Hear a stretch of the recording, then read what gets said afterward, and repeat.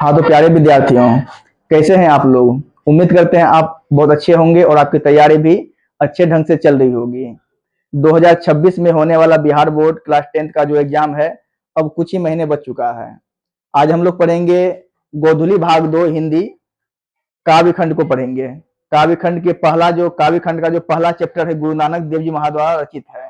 इनका पहला जो पद है वो राम नाम बिनु बिरथी जगी जन्मा है, और दूसरा पद है जो नर दुख में दुख नहीं माने। तो इस वीडियो में हम लोग सिर्फ गुरु नानक के जीवन परिचय को ही देखेंगे। इसके बाद वाला जो वीडियो आएगा उसमें दोनों पदों की व्याख्या की जाएगी। तो आइए हम लोग इनके जीवन परिचय को देखते हैं, और इनके जीवन परिचय से संबंधित जो भी क्वेश्चन आता है वो सभी क्वेश्चन को इसमें कवर किया गया है। आप अगर ध्यानपूर्वक वीडियो को देखेंगे और मेरी बातों को सुनेंगे तो हमें ऐसा उम्मीद है कि आपका जीवन परिचय से एक भी क्वेश्चन एग्जाम हॉल में नहीं छूटेगा। तो आइए हम लोग देखते हैं। तो पहले तो ये याद रखना है कि इनका दो पद है। एग्जाम में पूछा जाता है कि गुरु नानक का पहला पद कौन सा है। ऑप्शन में 4 रहता है, तो आप याद रखेंगे पहला पद का नाम है राम नाम बिनु बिरथे जगी जन्मा, और दूसरा पद है जो नर दुख में दुख नहीं माने। और इन दोनों पदों के जो लेखक हैं वो गुरु नानक देव जी महाराज हैं। और गुरु नानक देव जी महाराज का जन्म कब हुआ है? 1469 ईस्वी में। कहाँ हुआ है? तो तलवंडी ग्राम में। जिला क्या है? तो लाहौर। ये सब बहुत इंपॉर्टेंट है एग्जाम के दृष्टिकोण से आपके लिए, कि गुरु नानक का जन्म हुआ है 1469 ईस्वी में, तलवंडी ग्राम जिला लाहौर में हुआ है। इनका जन्म स्थान क्या कहलाता है? तो इनका जन्म स्थान जो है वो नानकाना साहब कहलाता है। इनका जन्म स्थान नानकाना साहब कहलाता है। गुरु नानक देव जी महाराज के जीवन स्थान का नाम या जीवन स्थान जहां इनका जन्म हुआ था वो क्या कहलाता है? नानकाना साहब कहलाता है। आप इसे याद रखेंगे। जॉब कहाँ है? तो जॉब पाकिस्तान में है। नानकाना साहब जो इनका जन्म स्थान कहलाता है वो पाकिस्तान में है। इनके पिता की अगर हम बात करें तो इनके पिता का नाम है कालू चंद खत्री, और माता का नाम है तृप्ता, और इनकी पत्नी का नाम है सुलक्षणी। कभी कभी क्या होता है कि विद्यार्थी कंफ्यूज में पड़ जाता है कि पत्नी का नाम तृप्ता है कि माता का नाम तृप्ता है, सुलक्षणी किसका नाम है। तो इसमें आप कंफ्यूज नहीं पड़े, इसीलिए आप एक बात को याद रखेंगे। हम लोग पढ़ते हैं माता, माता माता में क्या आता है? लास्ट में ता आता है। तो इनकी माता का नाम में तृप्ता है, इसमें भी ता आ गया। तो आप इसमें फिर कंफ्यूज में नहीं आइएगा। माता तृप्ता, ता ता, तो इनकी माता का नाम क्या हो गया? तृप्ता। पत्नी, पत्नी में लास्ट में क्या आता है? नवदुर्गी का नी। और यहाँ पे हम लोगों ने कहा सुलक्षणी, सुलक्षणी, और सुलक्षणी में भी क्या आता है? नवदुर्गी का नी। पत्नी सुलक्षणी, तृप्ता माता, माता तृप्ता, आप नहीं भूलेंगे। फिर इनके पिताजी जो थे कालूचंद खत्री, इनका इनके प्रति ये सोचते थे, गुरु नानक के प्रति इनके पिता सोचते थे कि इन्हें व्यवसाय में लगाया जाए, इन्हें कोई व्यवसाय के लिए बताया जाए और इन्हें व्यवसाय में लगाया जाए। इनके पिता ने इन्हें व्यवसाय में लगाने का बहुत उद्यम किया, बहुत प्रयास किया, किंतु इनका मन, गुरु नानक का जो मन है वो भक्ति की ओर अधिकाधिक झुकता गया। गुरु नानक का मन जो है भक्ति की तरफ झुकता था, और इनके पिता कालूचंद खत्री का ऐसा विचार था कि गुरु नानक व्यवसाय करे, कोई व्यवसाय करे। इन्होंने हिंदू मुसलमान दोनों को इन्होंने हिंदू मुसलमान दोनों की समान धार्मिक उपासना पर बल दिया। इन्होंने किसी का विरोध नहीं किया, बल्कि हिंदू मुसलमान दोनों की समान धार्मिक उपासना पर बल दिया। फिर है वर्णाश्रम, वर्णाश्रम। गुरु नानक ने वर्णाश्रम और कर्मकांड का विरोध किया। आपसे ऑब्जेक्टिव में पूछा जाता है कि किसने वर्णाश्रम और कर्मकांड का विरोध किया, तो गुरु नानक ने वर्णाश्रम, जाति पाति, कर्मकांड वगैरह जो होता है उसका गुरु नानक ने विरोध करके निर्गुण ब्रह्म भक्ति का प्रचार किया। और गुरु नानक देव जी महाराज किस प्रकार के कवि हैं?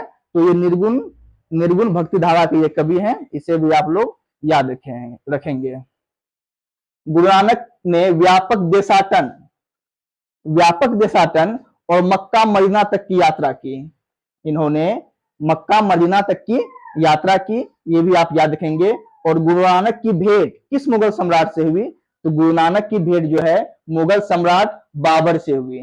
गुरु नानक की भेंट, गुरु नानक की मुलाकात किस मुगल सम्राट से हुई? तो गुरु नानक की मुलाकात, भेंट मुगल सम्राट बाबर से हुई। ये भी ऑब्जेक्टिव में पूछा जाता है। गुरु नानक ने सिख धर्म का प्रवर्तन किया। आप याद रखेंगे, सिर्फ क्लास 10th के लिए ही नहीं, बल्कि ये इनके जीवन से संबंधित जो भी क्वेश्चन आता है वो आपको याद रखना है। और आप इसमें तो पढ़ ही रहे हैं, जब आप आगे की तैयारी करेंगे और इनसे संबंधित जब क्वेश्चन आएगा तो वो भी इसी से रहेगा। गुरु नानक ने सिख धर्म का प्रवर्तन किया। तो सिख धर्म का प्रवर्तन किसने किया? गुरु नानक ने किया। गुरु नानक ने पंजाबी के साथ हिंदी में भी कविताएं की। ये भी आपसे ऑब्जेक्टिव पूछा जाएगा कि गुरु नानक जो है पंजाबी के साथ किस भाषा में, हिंदी किस भाषा में कविता की है? तो पंजाबी के साथ हिंदी। इनकी दोहों में जीवन के अनुभव उसी प्रकार गूंथे हैं जैसे कबीर की रचनाओं में। मतलब इनके दोहों को जो हम पढ़ेंगे, इनके दोहों को जो हम पढ़ेंगे तो उन दोहों में जो जीवन का अनुभव है वो जिस प्रकार से कबीर के दोहों में अनुभव जो मिलता है, जीवन के अनुभव, उसी प्रकार इनकी रचनाओं में भी मिलता है। लेकिन इन्होंने क्या किया? इन्होंने कबीर साहब की तरह ज्यादा उलटबासी शैली को नहीं अपनाई है, बल्कि कबीर साहब ने क्या किया है? उलटबासी शैली को अपनाया, लेकिन इन्होंने उलटबासी शैली को नहीं अपनाया है। लेकिन जीवन के अनुभव कबीर साहब के तरह इनकी दोहों में भी हम लोगों को पढ़ने को मिलता है। फिर इनका उपदेश क्या क्या है? इन्होंने संसार के लोगों को क्या क्या उपदेश दिया है? इन्होंने संसार के लोगों को उपदेश दिया है कि गुरु की महत्ता, गुरु की क्या महत्व है, व्यक्ति के जीवन में गुरु की कितनी बड़ी महत्ता है, इसके बारे में इन्होंने लोगों को उपदेश दिया। संसार की क्षण भंगुरता, यह जो संसार है ये क्षण भंगुर है। हम लोगों का जीवन और संसार दोनों क्षण भंगुर है। गुरु नानक ने इसके बारे में भी बताया, उपदेश दिया। ब्रह्म की शक्तिमत्ता, इस पर भी इन्होंने उपदेश दिया। नाम जप की कितनी बड़ी महिमा है, इनके बारे में भी इन्होंने बताया। और ईश्वर की सर्वव्यापकता आदि की बातें मिलती है इनके उपदेशों के अंतर्गत। ये सब आप याद रखेंगे। इनकी रचनाओं का संग्रह सिख धर्म के 5वें गुरु, इनकी रचनाओं का जो संग्रह है वो सिख धर्म के 5वें गुरु। तो आपके एग्जाम में पूछा जाता है कि सिख धर्म के 5वें गुरु का नाम क्या है? तो सिख धर्म के 5वें गुरु का नाम है गुरु अर्जुन देव जी महाराज। कभी कभी विद्यार्थी भूल जाता है कि 5वें गुरु का क्या नाम है, 10वें का क्या है, 8वें का क्या है। तो आप एक ट्रिक के माध्यम से याद रख सकते हैं कि गुरु नानक देव जी महाराज तो सिख धर्म के प्रथम गुरु हुए ही।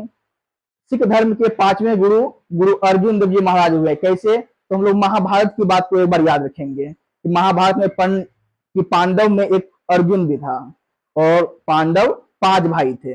ऐसे तो वो 6 भाई थे एक कर्ण को लगा करके, लेकिन गिनती होती है 5 के ही। तो पांडव 5 भाई थे और उसमें एक अर्जुन थे। अर्जुन 5 भाई थे, इसीलिए सिख धर्म के 5वें गुरु का नाम गुरु अर्जुन देव जी महाराज है। आप ऐसे भी याद रख सकते हैं।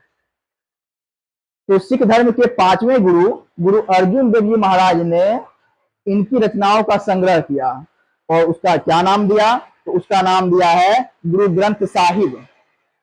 गुरु ग्रंथ साहिब के नाम से ये जाना जाता है इनकी रचनाओं का संग्रह। और कब किया? तो 1604 ईस्वी में किया है। इनकी रचना क्या क्या? गुरु नानक की रचना की अगर हम लोग बात करें तो इनकी रचना 4 है और ये चारों रचना बहुत इंपॉर्टेंट है। इनकी 4 रचना में एक है जपू जी, दूसरा आशा दीवार। पहला जपू जी को याद रखेंगे, आशा दीवार याद रखेंगे, रहीरास याद रखेंगे और सोहिला को याद रखेंगे। इनकी 4 रचना है और 4 रचना को हम लोग याद रखेंगे। और ऐसा कहा जाता है कि गुरु नानक ने 1539 ईस्वी में वाह गुरु कहते हुए अपने प्राणों का त्याग किया। 1539 ईस्वी में वाह गुरु कहते हुए अपने प्राणों का त्याग करते हैं गुरु नानक देव जी महाराज। और ये किस प्रकार के, हिंदी के किस प्रकार के कवि हैं? तो ये निर्गुण निराकार ईश्वर के, ये निर्गुण निराकार ईश्वर के उपासक गुरु नानक हिंदी के निर्गुण भक्ति काव्य धारा के कवि हैं, निर्गुण भक्ति धारा के प्रमुख कवि हैं गुरु नानक देव जी महाराज। और इनके पद जो है, इनके पद किस रूप में मिलते हैं, तो इनके पद पंजाबी मिश्रित ब्रज भाषा में इनके पद रचित हैं। आप लोग इन सभी को याद रखेंगे और आपके एग्जाम में जो भी क्वेश्चन पूछा जाएगा गुरु नानक देव जी महाराज के जीवन परिचय से संबंधित, वो सभी का सभी इसमें है। आप ऑब्जेक्टिव को देखेंगे, अगर आपके पास ऑब्जेक्टिव वाला बुक होगा तो आप उसमें देखेंगे और ये सभी क्वेश्चन पूछा जाएगा। आप वीडियो को फिर से चला करके देख सकते हैं और आप फिर से इसको समझ सकते हैं। इनका जो दोनों पद है, राम नाम बिनु बिरथे देगी जन्मा और जो नर दुख में दुख नहीं माने, इसके बाद वाला वीडियो में आपको दिया जाएगा और वहां पे आप देख करके इसके अर्थ को आप समझ सकते हैं। ठीक है, फिर मिलते हैं नेक्स्ट वाला वीडियो में, अगले वीडियो में मिलते हैं हम लोग। ठीक है।